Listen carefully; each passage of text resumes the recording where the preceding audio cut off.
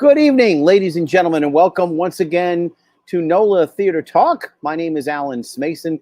Glad to have you tonight. Again, this is part of our outreach to the New Orleans theater community. Those of you who know, you can watch us on the NOLA Theater Folk Facebook group, possibly see us on the theatercriticism.com Facebook page. For those of you who don't want to become part of the NOLA Theater Folk group, but you're more than welcome to become a member. And for those of you who are not members of Facebook but want to watch it on YouTube, we have the YouTube channel that is dedicated to this, as well as several other things you can see of my own and other people's works that are up there as well. So hopefully you get a chance to check that out. Again, those are the places, Facebook and YouTube, you can watch it. You're more than welcome to have a watch party. You're more than welcome to share it with your friends, etc.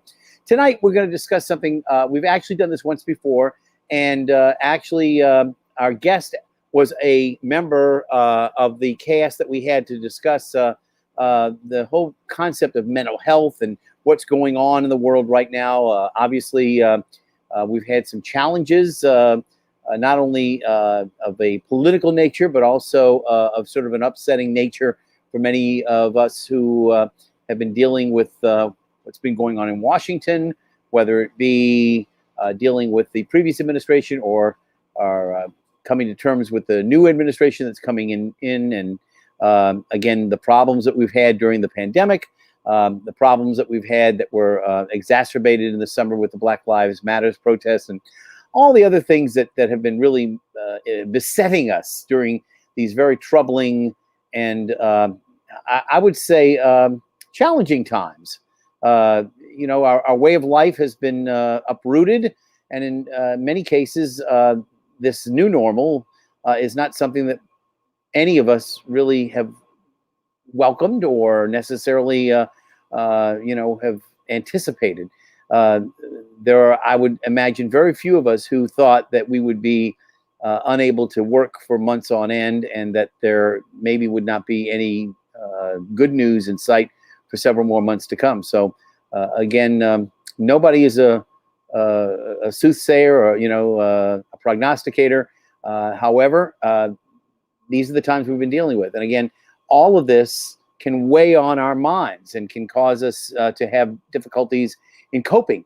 And so I've asked somebody who's not unknown to the New Orleans theater community, Sarah Zogbhi, to come in. Sarah recently graduated from Loyola University. She is again, let me make sure I get it right, a provisionally licensed professional counselor, right? Is that correct? You got it. I am. So, Sarah, you were a guest on our show back, I want to say it was probably early on, like April, maybe early May, but you and Amy Alvarez, who is also a professional working in the mental health field, basically talked a little bit about this. And I wanted to bring it up again. And I actually wanted to bring it up a few weeks ago, but we already had several guests that were scheduled, et cetera, especially in dealing with this whole question about what was going on in politics, with the insurrection. Passions were inflamed. People were really, I would say, very committed one way or the other. Either they were supporting the previous administration, saying, well, what happened really wasn't that bad, and it was just a bunch of people who were mixed up who really didn't have anything to do with our movement. And then he had other people who were saying this was inflamed and fanned by the executive branch, and that people have to be held accountable for what went on. And there's a whole lot of, rather than get into the political nature of it, it caused a lot of distress. I think there are a lot of people who and I would say, myself included, who gave the previous administration a lot more respect than it's being afforded now because of what happened, and the fact that you essentially had a branch of government attacking another branch of government, and again, in our constitutional framework, that's a pretty heavy crisis to undergo. And again, what happens, how it all spills out, and how it's either corrected or what have you, remains to be seen. History is yet to be written on that. But we are dealing with that at the same time as we're dealing with the deaths of so many well-known figures, just beloved friends and family, that may not be known to the rest of us, but who are as much a part of other people's lives as anybody's family or anybody's friends, and dealing with that. I mean, I was at a funeral today for somebody who was 98 years old, and he probably, knowing how tenacious he was and how full of life, etc., he probably would have made 100 had it not been for COVID. He got infected, and look at how many times Larry King, as an example, had come back from open heart surgery. I think it was quintuple bypass surgery, and he had a carotid artery that was clogged almost completely at one point that almost killed him, as well as a stroke that he had. All of these things, he kept coming back, and then he had a healthcare worker a few weeks ago coming to his home who unknowingly infected him with COVID, and he's gone. And again, we don't know. A lot of the people who have passed on, some of their families don't want to have the stigma of having been done in by COVID. So they just won't let anybody know, even though it's pretty obvious from, the way things are, that a lot of people who are dying because of this. And it should scare all of us, however old we are. When it first came out, Sarah, you remember, they were saying, oh, it doesn't affect young people. Kids are okay. And then all of a sudden, Nick Cordero, Broadway star, a guy in his prime who would dance and sing on stage with abandon, who was certainly in better shape than I am now, 20 plus years on him, and he dies. He's in a coma for more than 2 months. They amputate his leg. He went out in parts, essentially, and just a tragedy. And then you've got Rebecca Luker, who was dealing with ALS, and she caught COVID, and it exacerbated an already bad situation. It sped up all of the other problems that she had. So all of these things that were affecting people. And Ryan King, again, all of these people that we know of, affected by this very horrible disease. And I can't actually say that Anne Ryan King had COVID, but I know for a fact that she was 86, I think, or something like that. But I mean, elderly people are dying, whether they're dying of COVID. I mean, Hank Aaron just passed away too. I don't think he was COVID related, but you have to wonder. I mean, the family didn't release a lot of information, and they said he died peacefully in his sleep. And anybody at 86 might obviously be ready at that point to move to the next plane where of existence. But the point is that this is telling. And then you add to that factor, Sarah, that people are not making any money, people's livelihoods. If you're in theater, you're not working right now. You're not making money on Broadway. You're not making money here on a local stage if you happen to be affiliated with community theater. And of course, all the ancillary parts of that, the people who are the stage managers, the people who are the technical personnel, the sound designers, the lighting directors, all of the people who might be involved in a peripheral sense with the productions, makeup and things of that sort, wigs. None of those people are doing anything now. They're all, furloughed, as it were. And again, they know that they'll have a job when they come back, but the question is when, and can they hold out? And all of these things have got to weigh on people's minds. So again, you were at Loyola. You graduated. Was it May you graduated? Yes, in May. So you get out in May. How do you do any work when people are? It's all Zoom, I guess, huh? Yeah. And in the clinic, we're all doing virtual counseling at Loyola because that's what's safe right now, and we've found that's worked for a lot of people. You can do wonderful therapy and experience healing therapy through a virtual platform, but there's nothing the same as being in person with someone. And I think what you're speaking to, Alan, is a lot of chaos.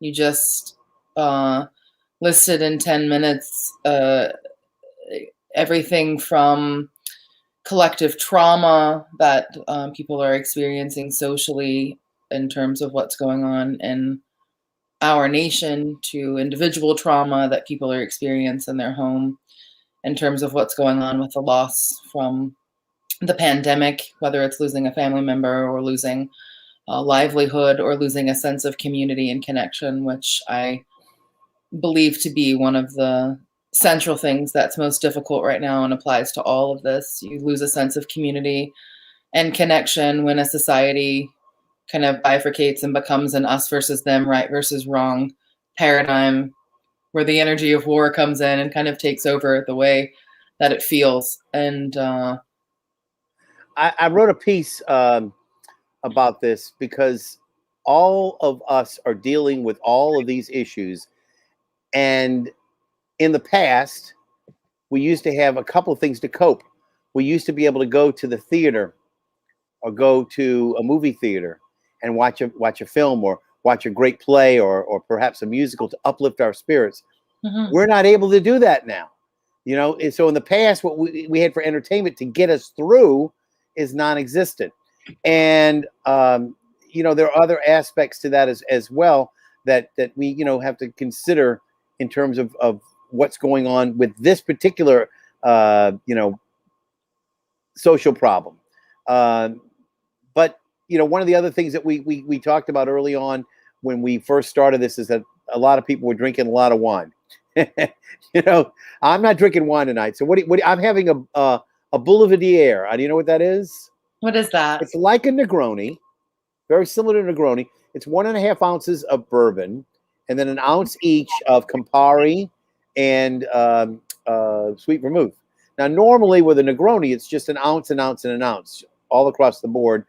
But it's gin, Campari, and sweet vermouth. And this is 1.5 ounces of bourbon, and then 1 ounce each of the. It looks very similar to a Negroni. And I prepared it instead of with an orange slice. I used an orange zest of orange peel.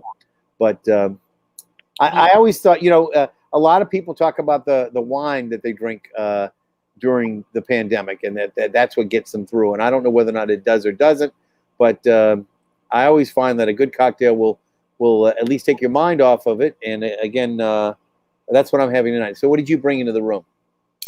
Oh, I have a bit of blueberry lavender water. Not a big drinker. Ah, now, why did you particularly choose the blueberry and the lavender? Is there an essence to it? Is it like aromatherapy? Does it make you think about certain things? Or good guess. I am an aromatherapist, actually, among other things. I just like the flavor. Okay, fair enough. I mean, when I started this, I said I want everybody to bring a drink. You know, and everybody has, much to my great relief, found it to be an acceptable thing. I told them it doesn't have to be alcoholic, but I want you to bring a drink. I want us to connect liquidly. Well, I put it in a fun little cup. Oh yeah, it looks cute. You know, one of the things that I did years ago, I went through a lot of trauma, and I have no problem in expressing it to you as a provisionally professional licensed counselor. But I have to say that when I was in Cleveland, I was living away from my home. My house had 5 feet of water sitting in it.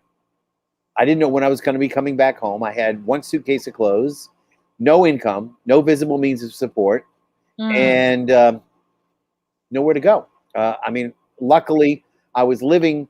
My sister lived up there, and I did have a person I was staying with, etc. And eventually I was able to get a very good friend of mine who lives now in Israel, was working for the Federation, and got me a small apartment. They put me up, and they said, stay as long as you want, you know. And so I had a little place of my own, so to speak, and I've got a job, etc. But I had to go seek out counseling. It just was something that was something I recognized the need for it. And what I decided to do on my own was in the morning, because I did manage to find a grocery store nearby that had Louisiana coffee and chicory. In the morning, I would make myself a nice liquid coffee cup of coffee and chicory, and I would bring it into my work when I actually got work over there. And then at night, I would have a Sazerac. Now, I have to say a provisional Sazerac, sort of like they didn't have on the original the list that they have for official drinks in the state of Ohio. You can only buy drinks that are on the official list. And Herb Saint did not make the official cut. They did have Pernod, which is a good substitute, and but it's an herbal liqueur, but they would not allow anything that they didn't have on the list. So when I went to the grocery store or wherever it was that they had their establishment, because they don't have liquor stores like we have here. They have places you can get it, but they're sort of sanctioned and set up. And so I had my Sazerac that I would make at night, and so I would have a liquid connection to New Orleans in the morning and a liquid connection to New Orleans at night, and that was the way I sort of coped. And so the whole idea of having a drink, whether it's non-alcoholic or whether it's alcoholic, to connect back to New Orleans or to connect to somebody else has meaning for me. So that's sort of why I do it. But the other reason I think also is give people a little bit of I would say a feeling that they're in a comfortable, safe space, and that they can enjoy themselves with whatever they bring into the room. Mm-hmm. And you spoke to meaning in that time, which was a very difficult time for you, and the experience that you spoke about really, in a lot of ways, thematically echo what's going on for people today. There's a great sense of loss of community, loss of your job, loss of financial security. So for some people, loss of housing security. So, you're saying you experienced an incarnation of that in your life, and turning to something that really gave you meaning and felt comfortable was, part of what got you through, and seeking help was part of what got you through. And I'll nod to all of that, except I won't nod to daily alcohol as a coping mechanism, being right. able to lean in for comfort in the context of mental health for Right. a lot of reasons, that some more obvious than others. The more obvious ones, of course, when that becomes beyond a drink regularly, to any dishealth. And let me set the record straight, just so that anybody knows. I have one drink at night, if I have a drink, and sometimes I go. Some nights, I do it on the show, which is Mondays and Fridays. Some nights I don't have.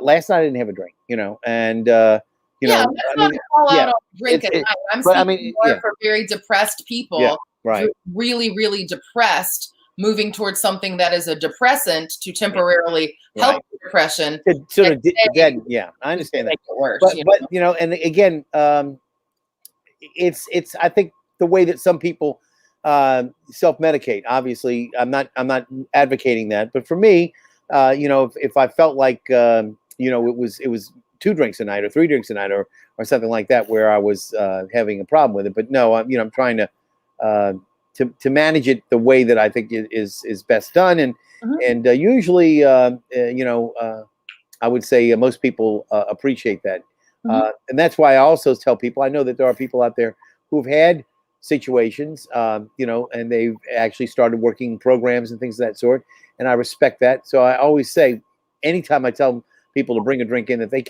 doesn't have to be alcoholic. So if you feel like I'm challenging anybody's sensibility, it's just a connection mechanism. I think it's real important. But let me just ask you, in your professional work, are you finding people now that you're dealing with as clients? Because prior, I think you were working at Loyola with more students. Was it that you were working with, or? No, so the Loyola Center for Counseling and Education, which I co-founded and I work in as a provisional licensed professional counselor.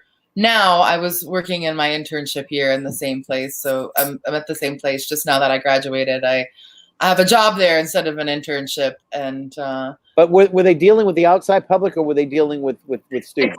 Exclusively the outside public. There's already a counseling center on campus for the student body. What we created was a sliding scale clinic for the community, which came originally a big heart for theater, music folk. Musicians Clinic was one of our founding partners, and a lot of the people in creative and culture barrier communities are uninsured or underinsured. They might have insurance, but maybe it doesn't cover behavioral health.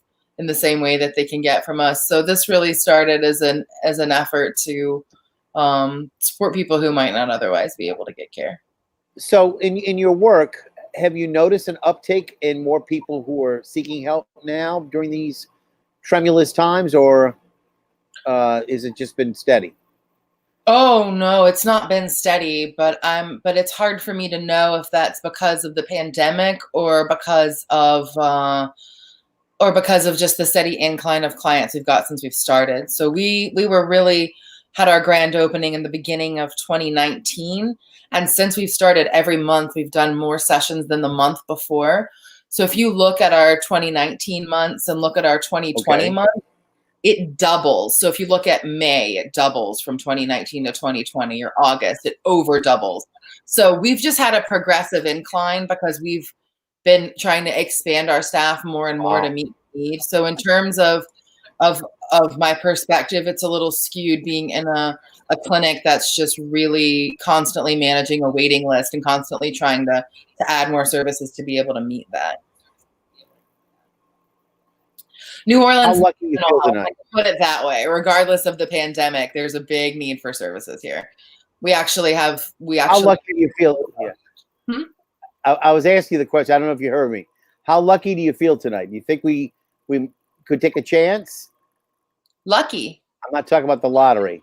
Yeah, I'm going to give out the address for our room tonight, right now.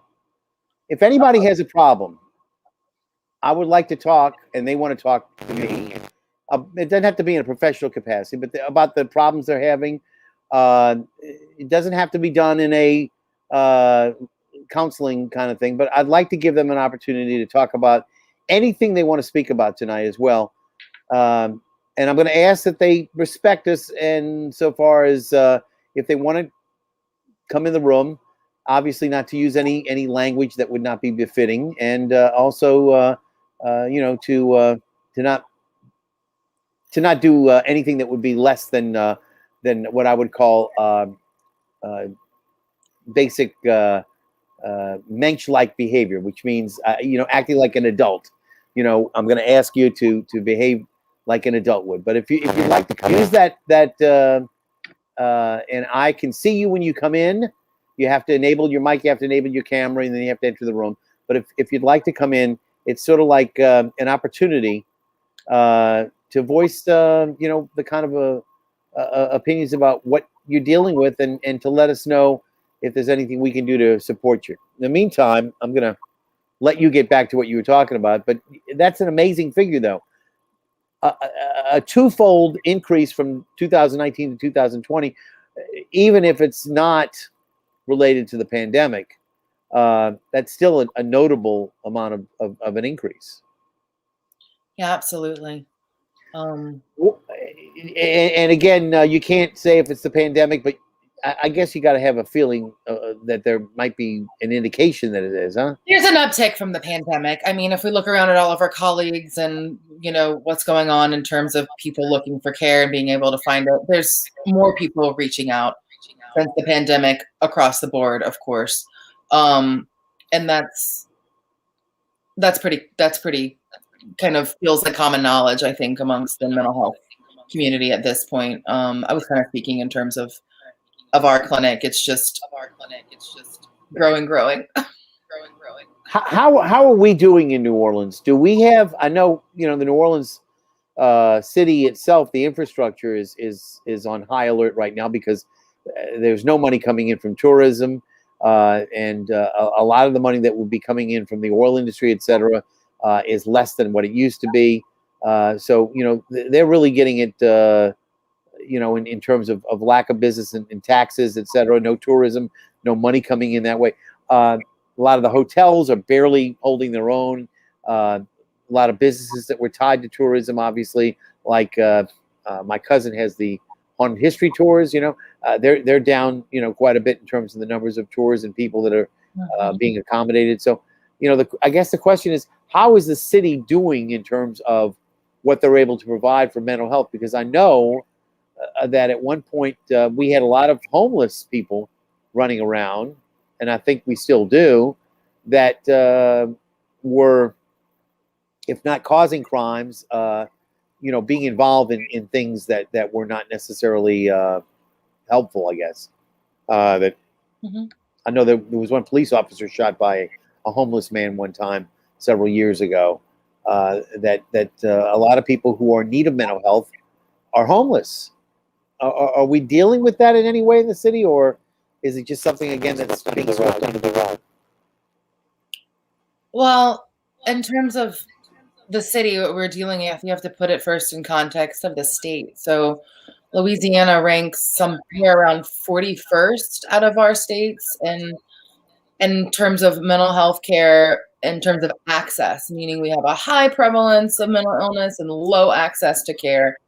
And then if you add New Orleans on top of it, you've got a high prevalence of poverty and lack of education, which amounts to what I would make an assumption about New Orleans being a hotspot in Louisiana in terms of mental health, but don't really have the statistics to back connecting those two dots. But Louisiana is ranking low, and New Orleans has in the past several years lost many community mental health agencies that have not had the infrastructure to sustain their services in terms of sliding scale services or Medicaid, Medicare services. So the Loyola Center for Counseling and Education stepping in at the time they did, I feel like has maybe picked up some of the need that's floating out there from some other agencies that have closed.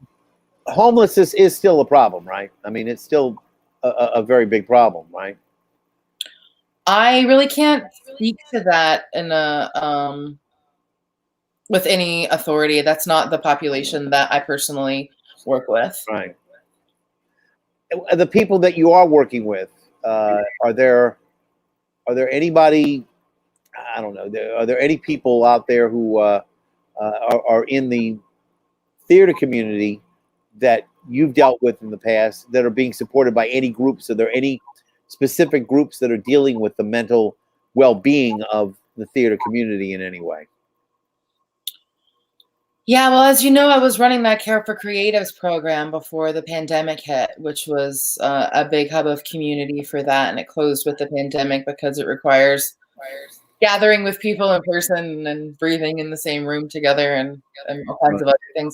The New Orleans Musicians Clinic has a program called You Got This, and they send out a weekly email with some mental health support tips and a lot of links to different groups, mostly virtual, I believe some outdoor or otherwise socially distanced groups that are support groups specifically toward folks in the creative industry. At our clinic, we run different types of therapy groups, which can function as support for that as well. So again, I'm asking anybody out there who wants to join us tonight that if you've got a question or you have a comment you want to make, Sarah and I are here tonight. We're going to be here till 9 o'clock, which gives us about another half an hour, and we're happy to talk with you.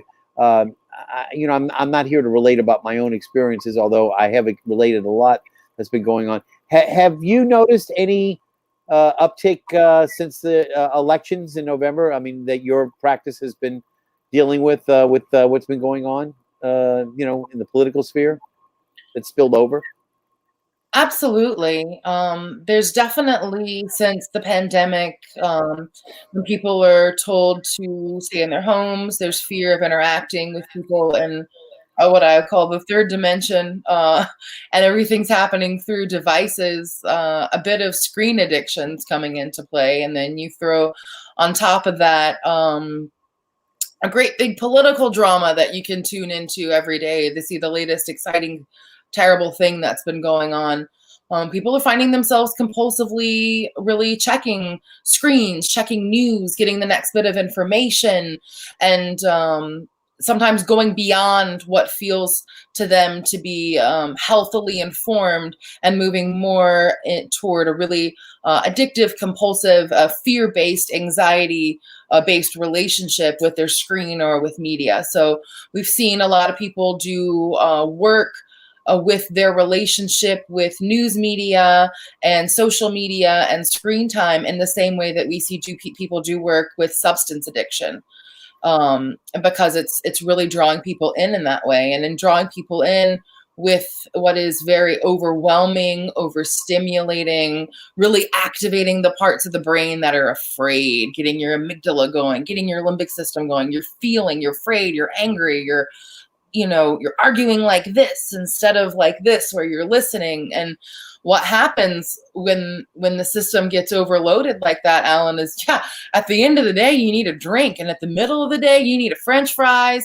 And, in the beginning of the day, you need, all these coping things. And there's ways to cope that are adaptive and better. There's ways to cope that are less healthy and, might be looked at more healthy if they were done in moderation, and everything in between. So it's a matter of understanding we're in a system right now which is designed to exploit us by overwhelming us so that we lose our capacity for impulse control. We lose the strength of our ego to make decisions that aren't exhausted and afraid and overwhelmed. And we do things impulsively, and we consume, and we buy the product or put the thing in our face that makes us feel better for the moment, and participate in the machine that's designed for us to participate in that way.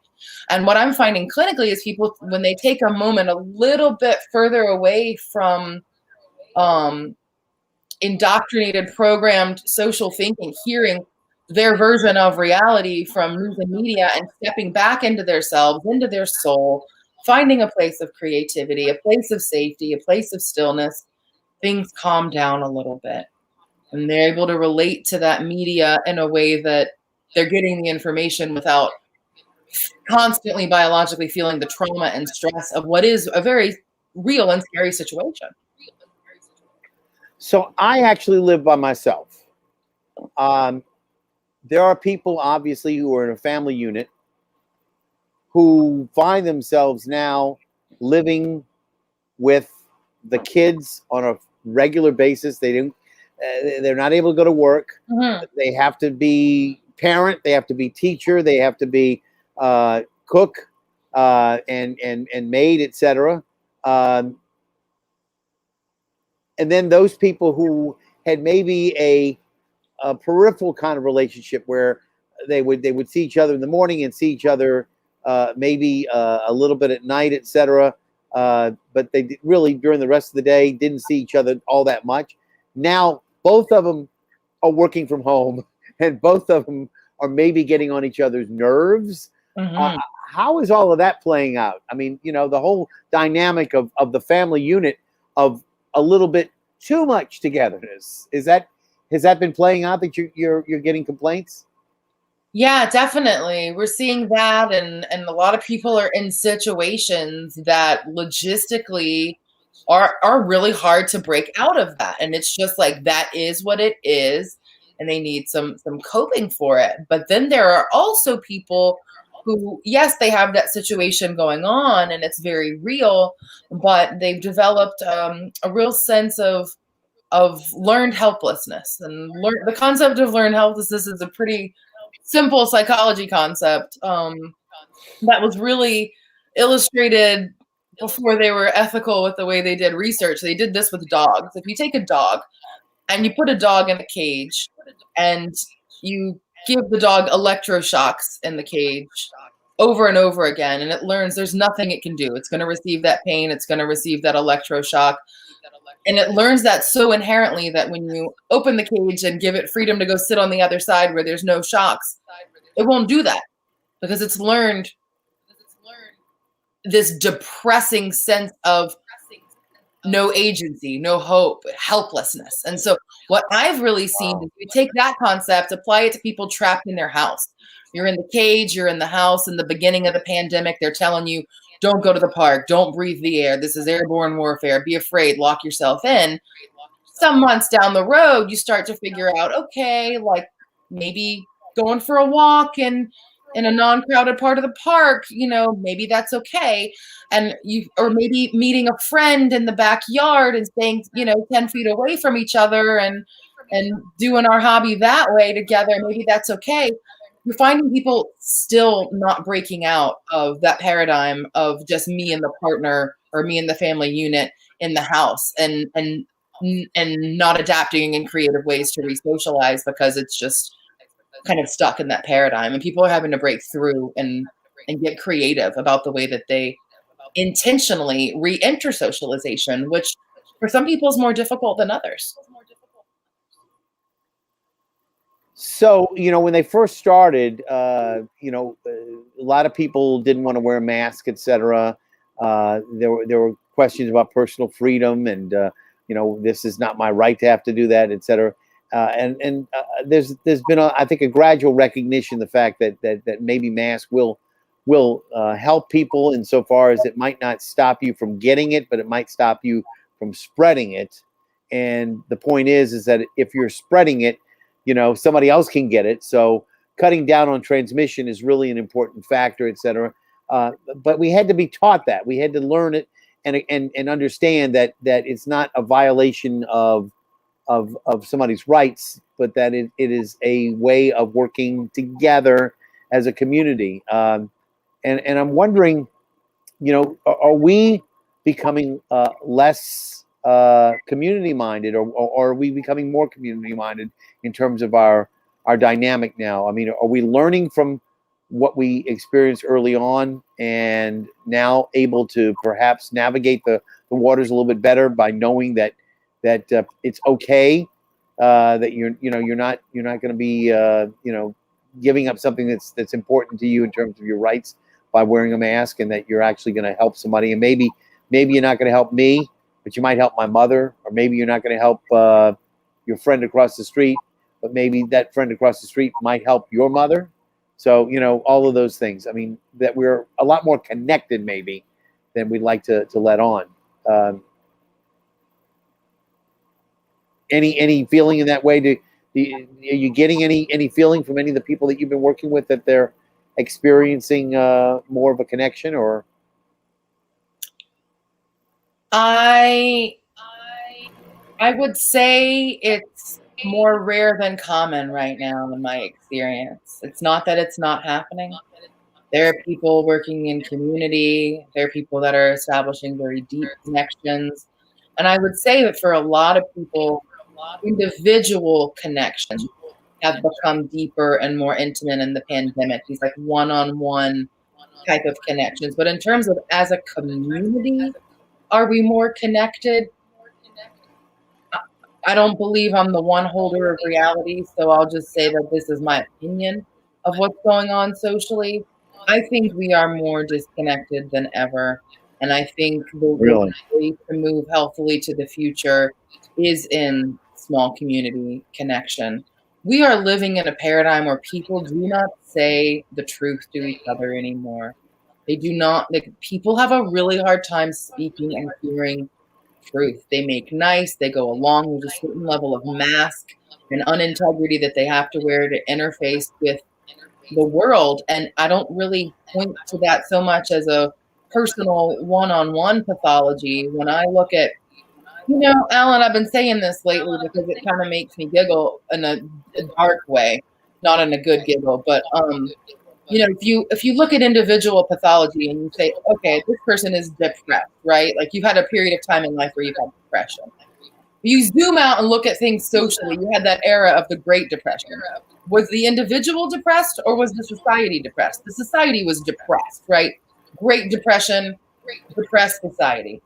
If you look at our society right now, in terms of people are plugged into mass media and living in the paradigm of that reality day in and day out, we have what I would consider the great schizophrenia. This is living in different realities. The big macrocosm of our culture. People can not have conversations politically with each other anymore. Why? Because they're not even agreeing on the same reality. They're being fed different realities, oftentimes an algorithm from a computer that are made to reinforce their reality. And people have stopped really taking each other in and listening and really taking a righteous stance on right and wrong. And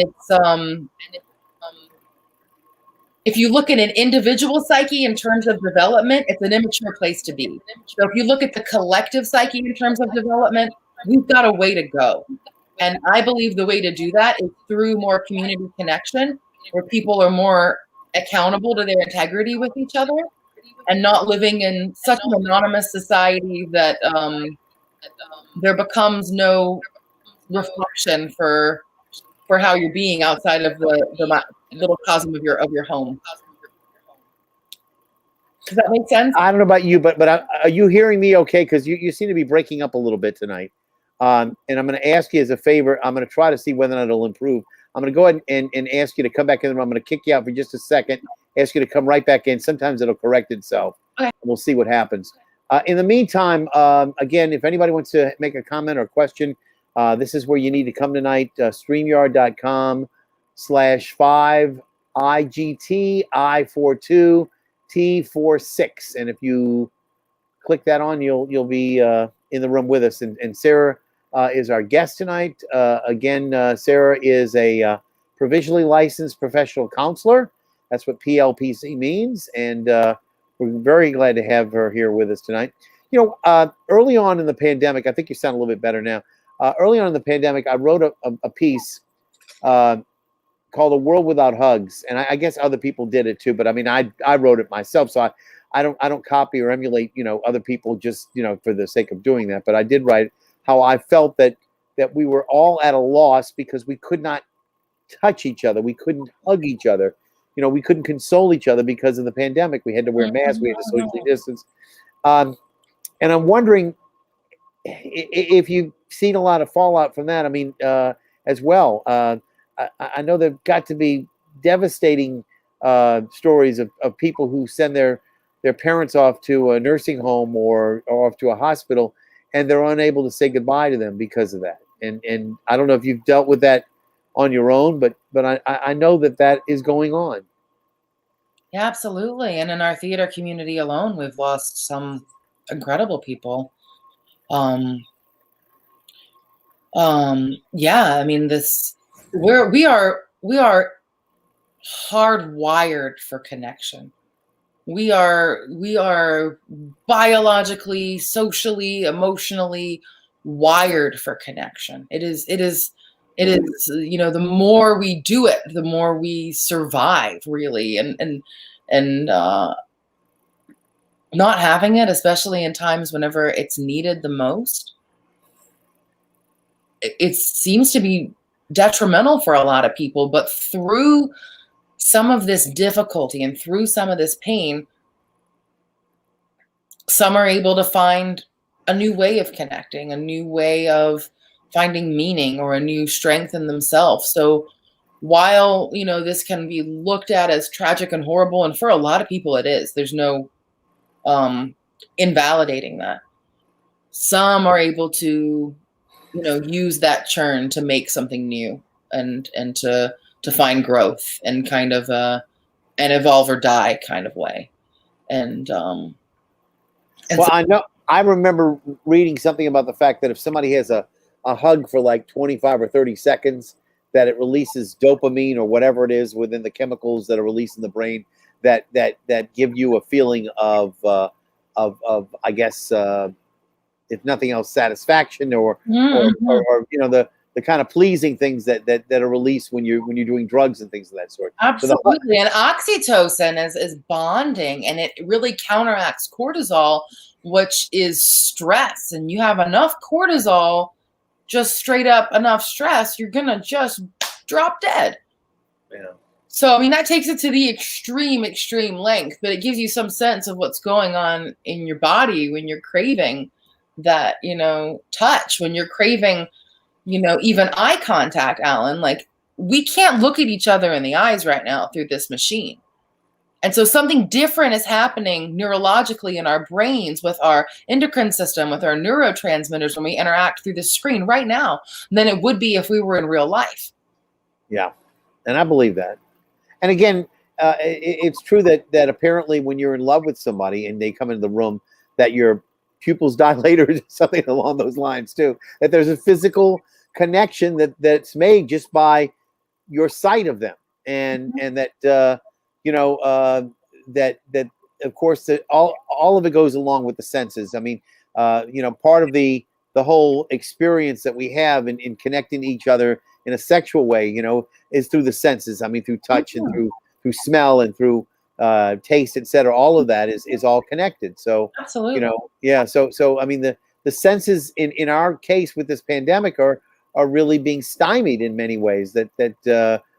We're deadening them in a way, that we're not allowing our nerve endings, as it were, to be innervated. And it's really a shame, because we could really use that connection. And it's the same thing I talked about earlier, when we had the entertainment aspects of people being able to keep us entertained while we were dealing with the depressions or dealing with wars and things of that sort. We had our entertainers who could lift up our spirits, and we don't have that anymore. It's the same thing with not being able to touch people, not being able to to pick up the phone and talk to somebody who's in a nursing home, because they're not allowed to talk to you except between so and so hours, and you can't see them except for half an hour, and you got to wave at them through a window, and it's just tough. It's very torture. tough. It's absolutely torture. I can give a sweet example of this that's not too incredibly personal. When I think of that torture moment, I think of a moment really early in the pandemic. I went to visit a very dear friend of mine who had just had a baby in the beginning of the pandemic, and she had a toddler upstairs sleeping. And we were downstairs visiting, and we were socially distant, and it was very early. We had our masks on. We really wanted to protect the babies, but just as friends, we were having a painful time not hugging, and seeing this 3-month-old life that she had next to her. It was everything terrible to not touch and hold this baby. Well, she left the baby sleeping down in the room where I was to go upstairs and tend to the toddler who had woken up from a nap crying. And while she was up there, the baby woke up and started crying. And there I was, 7 feet across the room with a mask on, and there wasn't a thing I could do to walk over there and pick up that crying baby. And that little moment of that little tragedy, is a glimpse into what people must feel like in situations when they've got loved ones who are losing their life in the hospital and they can't go be by them and hold them while they cry. Yeah. So that's just yeah.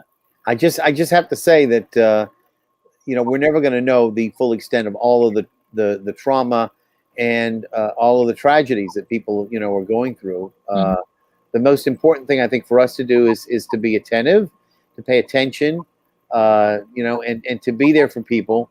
Unfortunately, it's somewhat an empty being there, because we really can't respond in a meaningful fashion, but we can let people know that we are there, and and that we're able to at least have some empathy for what they're going through. I mean, we may not be able to experience everything that they're going through, but know that saying a prayer for somebody who's in need, and keeping them in a vigil, so to speak, gives them a little bit of hope and a little bit of knowledge that they're not doing this by themselves.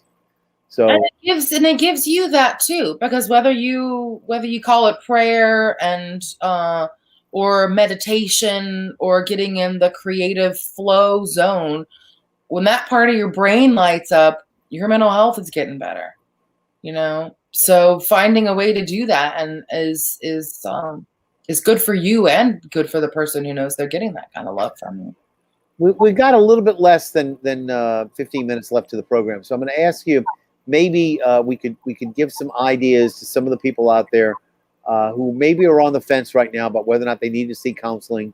What are some ideas that you have that they can use without having to pick up the phone and make an appointment for a counselor? What are some of the good ideas? And I'd like you to maybe speak to some of the ideas relating to exercise and sleep and things of that sort that we can all address as ways to cope through this pandemic and get through it in a way that our mental and our physical health are not being challenged. Yeah, I want to be careful not to prescribe lifestyle too blanket statement, because some of the things I might say might feel really out of reach for someone who's in a lot of distress, and having a list of self-care things that feel like to-dos might add more overwhelm and more distress if you feel like you can't even get up and to do them. So if you're in that place, then seeking mental health might be a really good idea. If you're in that level of distress and functional distress, you're feeling pretty good, but the pandemic's knocked you back a little bit and you're not quite sure how to keep stress levels down. Sleep is wonderful for mental stability. Regular sleep, going to sleep at the same time, waking up around the same time every day, making sure there's enough of it and that it's quality. Moving your body during the day is good for both depression and anxiety. And eating at regular intervals during the day can be good for stabilizing some of your biological rhythm, which can also be good for the general stability of what's going on in terms of your body. Coping mechanisms, I really, really would love to see people continue to find ways to get creative with connecting with loved ones, and not only through screens, but safe ways that can be done in person. Don't forget, if you have a porch or a backyard or a park pavilion, that you can go sit some distance from someone that you care about and interact with them. And that might require a whole new way of reaching out than has ever been required before, because you may not naturally bump into them at the bar or at the theater or at the concert. You might have to actually pick up the phone and say, hey, I want somebody to talk to. And developing the capacity to do that, if you don't already have it, is really fundamental in terms of times like this. You know, a friend of mine used to be at school here at Tulane, and he came down. We wanted to go to Domelices, you know, which we did as students and beyond many, many times to get a sandwich. So we both had to order our sandwiches, and we both had to get in the car, and we both had to go to a park bench at Audubon Park, and both had to socially distance while we ate our sandwiches. And I kept thinking to myself, you know, it's almost like I didn't have to do it with him. I could do it by myself. You know, it was like we were not really together. We were in the same proximity, but we weren't doing the things really together. I mean, you know, where I really connected with him, and we could talk, but again, we were 4.5, 5 feet apart on opposite ends of a park bench. It's like we weren't quite 6 feet because the park bench wasn't as much as 6 feet. But you know what I'm saying. And he did it not because he felt like that was what he had to do, but his wife had instructed him, you cannot, you know, not wear your mask. You must do, you know, and she basically told him the way he had to act. And I respected that. I wasn't going to try to cause any problems, but it felt like less than what we would normally be doing. And, you know, I would still, tomorrow, if he came into town, I'd still do it with him again, you know, because our friendship goes back that far, and I want to be able to connect to him. But again, I kind of felt like, you know, that's sort of emblematic of our society right now. We may be together in the same place. We may be doing the same things, but it's somehow hollow as an experience. It's not the same as it once was. And until we get the vaccines, until we get herd immunity, and until we're able to actually touch each other again without fear of some problems down the road that we might be doing to them or they might be doing to us, you know, it's going to continue to ring hollow. So just my 2 cents. Yeah, you're feeling the difference of a few feet and what that does to your connection with somebody that you really love. And that's a real thing.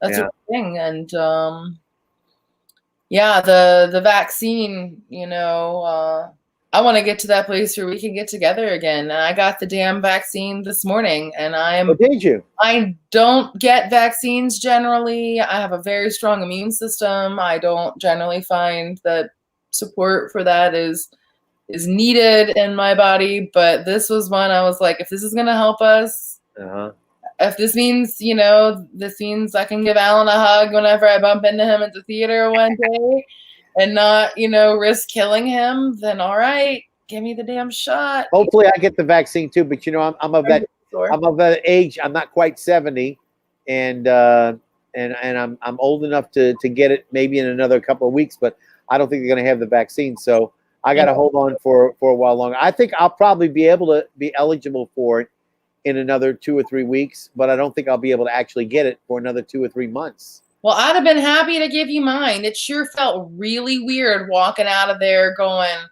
it just felt kind of like a strange class system of who can get who gets to get the vaccine and who doesn't. Yeah. It felt very strange to me. Like, oh, I'm a healthcare worker, so right. Well, what I feel really alarmed about though are the people who have actually been told by the state or by a hospital, you're next in line, you're able to get it, make your appointment. They made the appointment, and then they got a phone call yesterday or 2 days ago or whenever it was. Oh, we don't have vaccines for you. We're going to have to reschedule you. Oh, really? And to me, that would be like letting the air out of my balloon. It's like, I'm going to get the vaccine. I'm going to get the vaccine. What do you mean? No appointment. What do you mean you canceled? It's like take my heart out of my body, and stamp on it a little bit and then put it back in and see how I feel. Right. Yeah, exactly. So then what do we do with the coping mechanism in these points of disappointment? Yeah, we feel I'm real good, but then like I said, I'm very alarmed about that because I think the people who have conditioned themselves to be ready to get the vaccine, they're ready for it, and to be told at the last minute, oh, sorry, not yet. It's got to be devastating. It's got to be, difficult for them to understand. And again, I'm sorry that they've had to go through that, and there's nothing I can do about it. I know as a private citizen, but I sure wish it were within my power to grant them the ability. I mean, look, I don't want to take anybody's position in line. One of the things I've been very concerned about too is I know healthcare workers should go first. People who are taking care of other people need to be able to take the vaccine so they can do their jobs properly and not infect anybody. And that's really essential, to making sure we all heal. But I don't want to be the person who takes somebody else's place who's older than I am or who has a medical condition. You and I both have very good immune systems. I mean, I get a cold and it's a day. Somebody else gets the same cold and it's like a week. Mm-hmm. I had a flu of some sort after Mardi Gras, which I thought might have been COVID. And I had run a temperature of 101.4, and then it went down. It went in, it went out real quick. I had no way of checking for the antibodies. Yet I was sick one day, literally one day. I got sick around 9:30, 10 o'clock in the morning, and my fever broke around 7:30 that night. And that was it.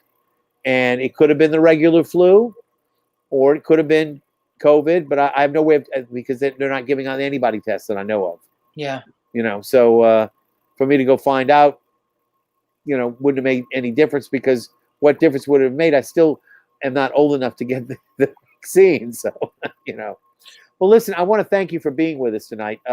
We didn't get anybody call in, but, I tried to take a shot out there. Nobody made a comment that I could see on our comment board either. So either we were doing a good enough job without them, or they were busy thinking about the Super Bowl. I don't know, maybe. But I think it's important for people to be able to address these things. And by the way, you sound lovely right now, but you were breaking up quite a bit earlier, and I don't know what it was. A lot of times that's what happens. You kick people out of the room, not to be mean, just to say, come back in and it'll establish a better connection, and it does. So you did great. I hope that if anybody needs to contact you or anybody at the center, please give out the name again so we can let everybody know where to go. Yeah, so the clinic that I co-founded and direct, and that I'm treating people in, is the Loyola Center for Counseling and Education. And then additionally, I'll be doing some work in another location that is going to be able to provide some ecotherapy and nature space in conjunction with with therapy that I'll be doing in a teepee in the woods on the North Shore. So more on that later. I don't have a website for you. It's in the works, but You know, I love teepees. You know, I'm a big scouting person, so I love going out in the woods and camping. yeah. Not many scouts are being able to camp nowadays either because of the social networking. Imagine if you can go to your therapist in the woods on the North Shore. She's vaccinated, so you can sit face to face, sit in a teepee, have some relational psychodynamic therapy, maybe some aromatherapy, maybe some shamanic drum journey and hypnosis work. And then afterwards, it's on a beautiful property with a walking labyrinth and a hot tub and a sauna. It sounds great. You know what? I can tell you too, if you got an extra tent lying around, I'll teach you how to make a sauna so you can have that experience too for you and your clients. By the way, we did get a comment. Some Jacob Tabor, thank you very much for I wonder if it was related to Julie Tabor. Anyway, great show. Yoga, walking during the day, or cocktail walk with a friend in the evening, always ways to connect. I definitely agree. Cocktail in the evening, good for me. Hopefully good for everybody else too. But I don't recommend it if you got a problem. You know, don't go. Thank you, Jacob. I do appreciate your comment. Again, thank you for being with us tonight. Stick around for just a little bit. I'm going to take you out of the stream right now, Sarah, but I want to say goodnight to you privately. And again, ladies and gentlemen, thank you for being with us tonight. Once again, my name is Alan Smason, and you've been tuned to NOLA Theater Talk. Again, those of you who are checking us out, we're on the Facebook NOLA Theater Folk Facebook group. If you want to become a member, it's free. We'd love to have you. Please mention to your friends and family if they'd like to become members. We deal with a lot of theater, but we're also, very involved with all kinds of things. So keep that in mind as well. Also, we're seen on the theatercriticism.com Facebook page, and also seen on the YouTube channel. The theatercriticism.com site is a site I founded, and I'm going to be having a review coming up on an excellent production that was done this weekend of Stogie Kenyatta, starring in The World Is My Home, The Life of Paul Robeson. I hope that you'll check that out in a little bit. And again, ladies and gentlemen, thank you for being here with us. And as always, I'll see you at the theater.